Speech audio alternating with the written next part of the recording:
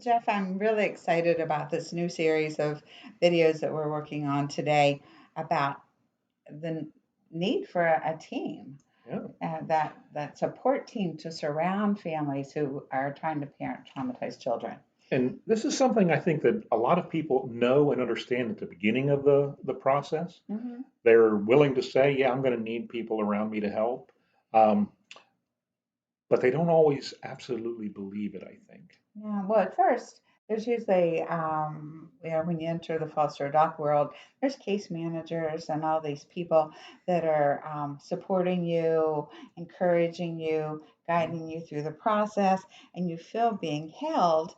And then they typically go away. Even in foster care, your caseworker may only show up once a month, and they don't always respond quickly to your needs. In many of the cases we work with, I mean, many over the years, we've seen a tendency for families to wind up isolated, Hmm. alone, and trying to create this healing environment for a traumatized child without other adult supports. One of the reasons we're doing today's video is to highlight one of the pressures that we see people experiencing that leads to that isolation, which of course, the isolation then leads to disrupted placements and failed adoptions. Yeah. Well, it's so hard to break through the barrier of understanding how that child's negative internal working model is going to come into your family and affect it. You know, that Hmm. the three primary beliefs that you're dealing with is the child truly believes that they're unlovable, that they're not worthwhile, they're not Yep. valuable. They believe they've had experiences of adults not being trustworthy. Now, and what that means is when you try to love them, Mhm. you actually cause them to feel afraid. Yeah, that's where we talk about the battle of belief systems all the time. I have a belief system as a mom. Of course, you're a great kid. You can do this. And then as a child believing, no, I'm not. I'm not worthy. I can't do that. And those are all unspoken things. Sometimes they get spoken, but normally they're unspoken. And so you get this clash Mhm. that goes And on. the net effect of that clash is that the interventions that we use to show them more love don't work. Yeah. They end up scaring them more, which elicits more problematic behaviors. So in this first video, we're keeping it around family, extended family, close community that we normally look to for our support. You know, Mhm. whether it's a mom, mother-in-law, sister-in-law, cousin, somebody within our family system that we've had to go to. You know, they've dropped in, babysit our kids. They may make us some chicken casserole or something, just to keep us with some kind of momentum going forwards. So we're looking at the support team that is usually in place, and we're looking Right, at right. families in particular. The purpose of today's video is to highlight one of those pressures that lead to that isolation.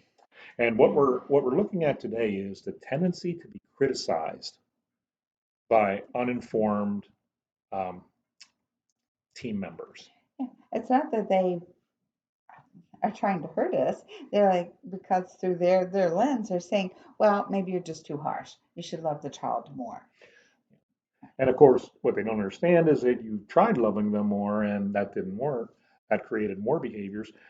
And then there's the complete opposite, the polar reverse Yeah. is well, you need to put an end to those behaviors. You need to treat this harshly, this behavior harshly. You even draw a very firm boundary and make sure that they're punished enough that they won't do this behavior again.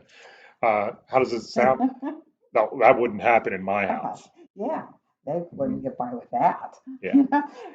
And then there's the sticker chart people, it's like, Uh, why don't you just reward them for the good stuff and consequence them for the things that aren't good? And we've done that. I that's all mean, you we, got to do. yeah, like, yeah, it'll just fade away. Those behaviors will stop. And But, you can go to a family reunion mhm, and you can get every one of these advices at the same reunion. right. And what ends up happening is when you don't have uh, the knowledge of how the trauma has impacted the Hmm. child, you don't have the knowledge of how or why the interventions that you're using aren't producing the results that you think they should, then you become very susceptible to those criticisms. Yeah, because maybe they're right. You're questioning your Yeah. insanity After all, some what you're doing days. is not working. Right.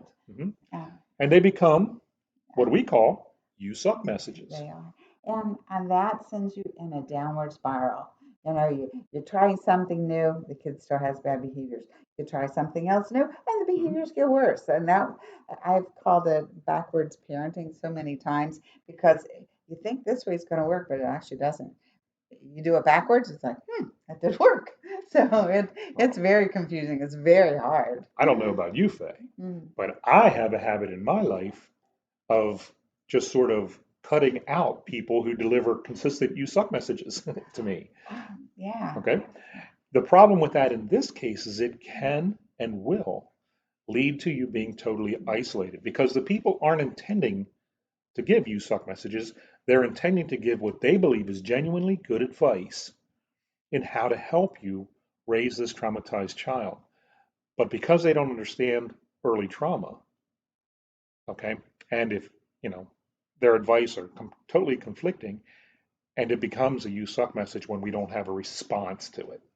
Put you in a bind because you need these people, but they're also painful, if Mhm. nothing else, when they're in your life. So, I one of the products we developed was top 10 letters, and it was actually letters that with a add a heading and a signature at the bottom that would explain certain things like why you need respite or why your child has developmental delays. Some things that we need to start educating those people that are there for us, that are willing to help, but giving them some tools to understand. Well, first thing is to educate ourselves in what's happening with early trauma because it really isn't the same effort that you would maybe use to create a healing or a regular home for your Hmm. birth children or a child that hasn't been traumatized. It really needs to be a little different. What ends up happening as you go to as you get these you suck messages at a family reunion or a family get together is you just sort of, the next time you're invited, you just sort of think, I don't know, it Too just much, doesn't sound yeah, fun to me, no. you know? Um, and you start turning down the invitations. I can't tell you how many times we've heard, yeah, I used to get together with my brother and my parents every Sunday, but Hmm. we just don't do that anymore. Hmm. You know, they're always telling me, you know, that junior is bad and that I'm not doing what's necessary, and it just after a while we just didn't feel like going anymore, and that's how the isolation occurs, and it starts off with a simple decision, but it is rewarded. There is reward for that in that because yes, you are avoiding a you suck message. That is correct. Okay. And so it does feel good. And so we end up repeating that decision with Hmm. other family members, with other people. And we can very easily end up with no one. Totally isolated. We've done Hmm. enough eco maps and our family work to see this absence Hmm. of support and to go back and rebuild it. And you're right about the educating ourselves, Yeah. educating everyone else as much as we can. And we're very fortunate these days. There's a lot more resources out there that people can tap into. So, And when I've been in situations uh, where I'm learning a new job, for instance, and I get a boss in front of me, and his learning style is basically to tell me everything I did wrong and how stupid I am and why I need to change it, et cetera, with the assumption that that will make me better employed. a better employee. Yeah. Like I said, my tendency is to start to avoid them. Hmm. I'll just, whatever, and I'll X them out. I won't even pay attention to their words.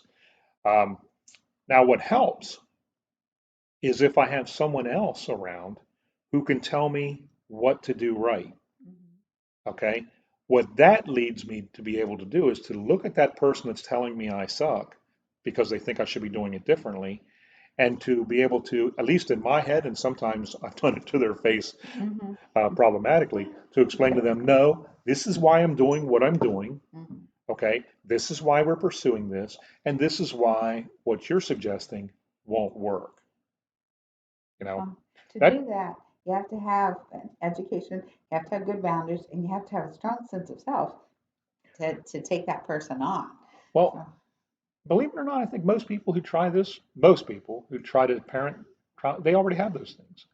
But what they need is they need that knowledge of what they're doing and why they're doing it.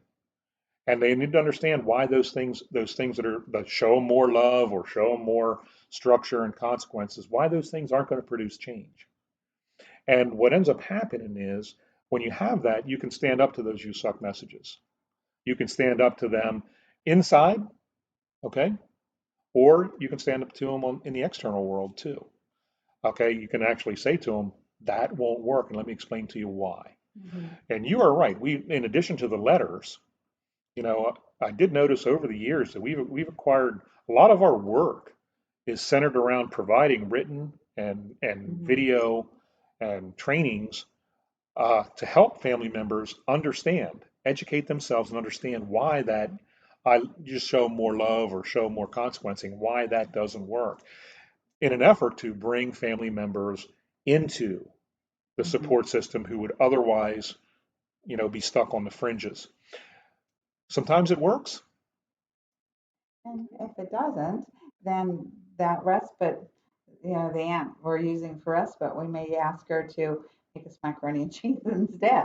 If she really wants to help, we can find another spot Mhm. within the team to decrease the conflict because they are our family members and we do want to keep them in the family in good terms as best we can. And the strange thing is, well, even though after those you suck messages come in a little bit, we start to feel bad about ourselves and about the other Hmm. person, it's important to remember that most of them really do start off with positive intentions. Hmm. And so when you have a body of knowledge behind you and you can explain it to them, there's really is a good chance that they'll come on board. Now, not everybody will, okay? Yeah. But over many times over the years, we say, well, let us train your grandmother. Let us do a training session with her.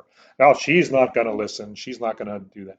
But after grandma is presented with the information and the explanations for why these things are happening, uh, Hmm. we've had grandmothers say stuff like, "Well, I can't babysit and do that. I can't do that. But I'll tell you what, I can do this." Hmm. Okay, and just the cessation of the "you suck" messages was enough to kind of allow that relationship to restore, and grandma was able to find a place to fit into the Yeah. support team And without being, the respite provider.